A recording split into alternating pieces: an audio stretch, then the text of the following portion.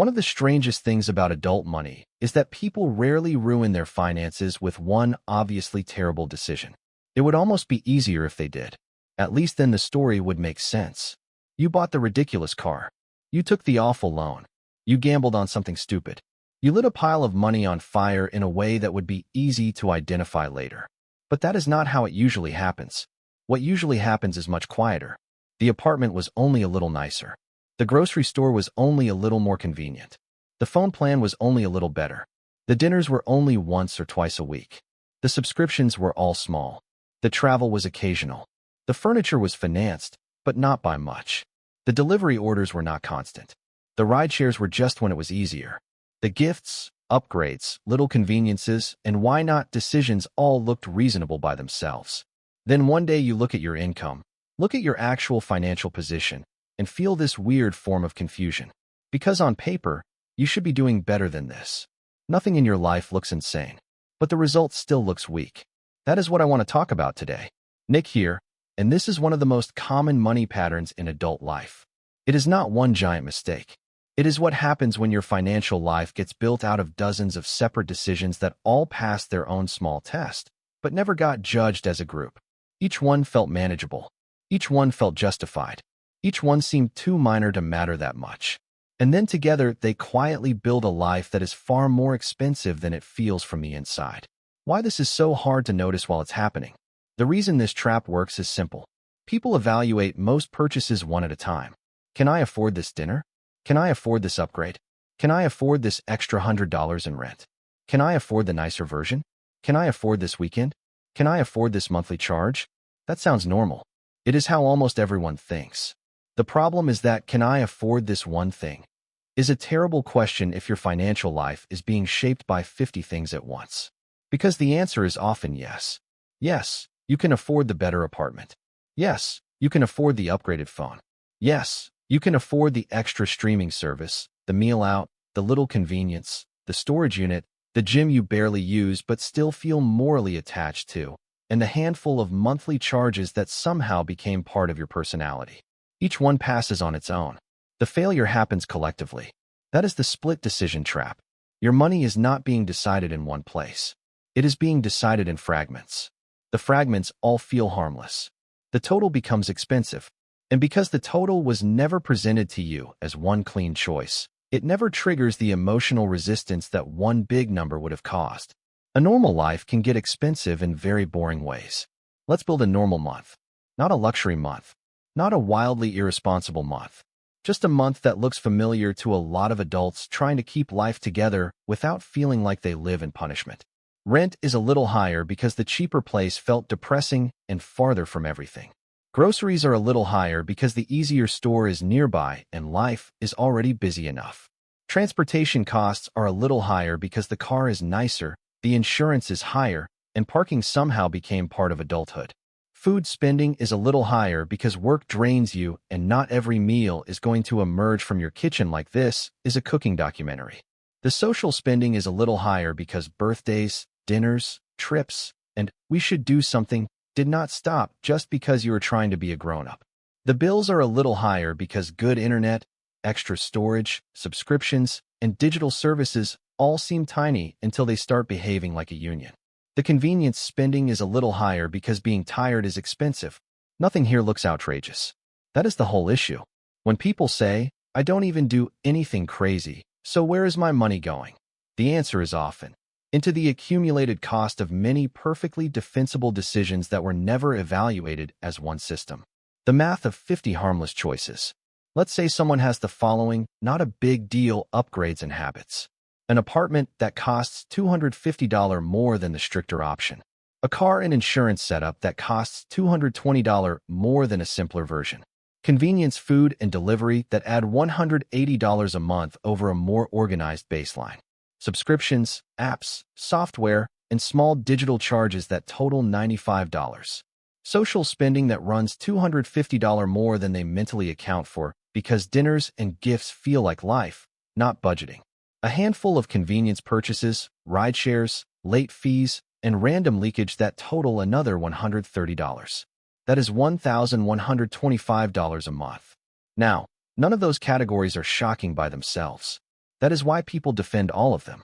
But together, that is $13,500 a year. Over 10 years, without even talking about investing, that is $135,000. Invest that same $1,125 a month at 8% for 10 years, and you are looking at roughly $206,000. So now the question is not, was the dinner worth it? Or was the nicer apartment worth it? Or was the better phone worth it? The question becomes, what did this whole package of upgraded normal cost when all the pieces started pulling in the same direction? That is a much harder question because it forces people to stop defending individual choices and start evaluating the life those choices create together. This is why people with decent incomes still feel weak. This is one of the biggest reasons decent earners feel financially underbuilt. It is not always that they earn too little. It is that their income is being recruited by too many separate claims before any real strength gets a chance to form. Savings stay lower than expected. Investing stays lighter than it should be. Debt payoff moves slower than planned. Emergency funds look weirdly unimpressive for the salary. The person keeps feeling like they are close to being on top of things, but not actually there. That in-between feeling matters, because it often leads people to assume the missing piece is just more income. Sometimes it is, but a lot of the time, the real problem is that their money is being sliced into too many lifestyle support roles before it ever gets to become traction. They are not poor in an obvious sense. They are just financially diluted. Why isolated justifications are so convincing. The human brain loves local reasoning. It loves to defend one decision at a time. Of course I need the better internet. Of course I want to live somewhere decent. Of course I'm going to see my friends. Of course I'm not going to eat sad leftovers every night. Of course the nicer phone is worth it if I use it every day. Of course I deserve a little convenience. All of those statements can be true. That is what makes this pattern so slippery. The trap is not that the reasons are fake. The trap is that each reason gets argued in isolation, while the bank account has to fund the whole coalition. Your money does not care that every category had a good argument. It still has to survive all of them at once. This is the part people miss when they tell themselves, well, that one thing isn't the problem. They are usually right. That one thing is not the problem. The problem is the full committee of things that all got approved for emotionally understandable reasons. The lifestyle that no one consciously chose. A lot of adults are not living the result of one big intentional financial plan. They are living the combined outcome of years of tiny approvals. Yes to the slightly nicer place. Yes to the finance thing. Yes to the little monthly charge. Yes to the trip. Yes to the lifestyle service. Yes to the convenience. Yes to the extra comfort. Yes to the it's not that much. And eventually the pile of yes becomes a life. A life with a certain fixed cost. A certain pressure level. A certain required income just to feel normal. A certain amount of monthly friction when the paycheck hits. At that point, the person is no longer deciding whether they want each of those expenses. They are deciding whether they can keep feeding the structure that was built from them. That is a different kind of money problem. It is not impulsive. It is cumulative. Why the split decision trap gets worse over time. This pattern often intensifies as people age, because each life stage adds new categories that feel justified. You earn more, so your standards rise. You want the home to feel more adult. You want the schedule to feel more manageable. You want the social life to stay intact. You want the work tools to be better. You want the daily life to feel less like recovery from your 20s and more like you are finally doing things properly. Again, none of this is irrational. But if every improvement enters as a separate yes without a system-level check, your financial life slowly becomes expensive in a way that never feels dramatic enough to force reflection. That is why some people can go 5 or 10 years without making a single obviously disastrous decision and still end up far weaker than their income should have made them. Nothing terrible happened. Everything just got incrementally nicer. And incrementally nicer is one of the most expensive phrases in modern life if nobody is watching the total. This is where budgeting advice often fails. A lot of budgeting advice treats spending categories like independent mistakes. Cut restaurants. Cut subscriptions. Cut shopping. Cut travel. Cut delivery. Sometimes that helps. But it often misses the deeper issue, which is that people do not just have a spending problem. They have a structure problem. The point is not that one dinner ruined your wealth. The point is that your financial life may now contain too many moving parts that all require upkeep at the same time. Once that happens, Every month has to work harder just to hold the shape of your life together. That is why even a small raise can disappear instantly. Not because you are foolish, because it enters a system that already has too many mouths open. A comparison that makes this clear.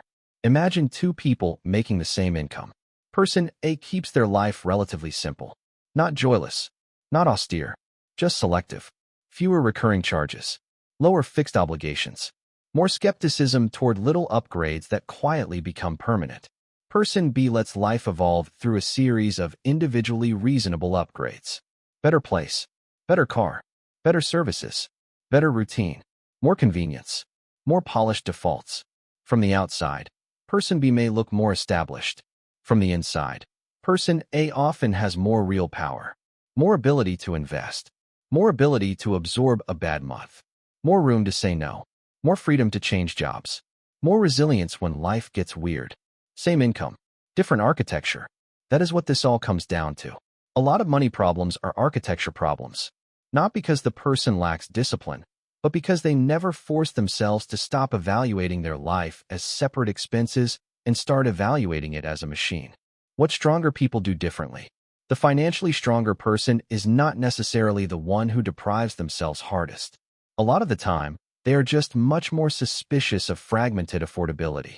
They do not ask, "Can I afford this one thing?" They ask, "What does this one thing join?" That is a better question. Does it join a life that is already heavy? Does it join a stack of other little commitments? Does it make the month less flexible? Does it reduce the amount that can become savings, investing, margin, or recovery power? Would this still feel worth it if I looked at it alongside everything else I have already approved? That line of thinking changes people. Because once you start evaluating decisions as members of a group rather than isolated expenses, a lot of perfectly defensible little yes start looking much weaker. How to actually see the problem? If you want to know whether this is happening to you, do one thing. Stop looking at categories separately for a moment. Take every small lifestyle upgrade, convenience expense, recurring charge, and better version decision you made over the last couple of years and put them in one list.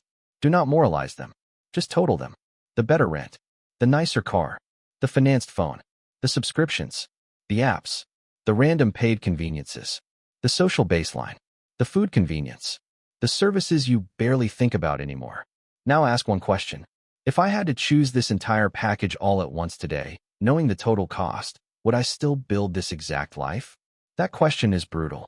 It is also clarifying, because a lot of people would not choose the package. They just chose the pieces one by one, and now they are trapped funding the result. The part that should stay with you. A lot of people are not poor because they keep saying yes to one huge mistake. They are poor because they said yes to too many small upgrades that never looked dangerous enough to refuse. That is the split decision trap. Nothing felt expensive. Everything became expensive. And that is one of the most financially important differences in adult life. The weak financial life is often not built from one bad judgment. It is built from too many acceptable ones. So if your money feels thinner than your income says it should, stop asking which single category is ruining you. There may not be one. The answer may be that your financial life has become a coalition of tiny, reasonable claims that, together, are stronger than your ability to build real wealth around them. And once you see that, the game changes. Because then you stop trying to win each little decision separately and start asking whether the life they add up to is actually worth what it costs.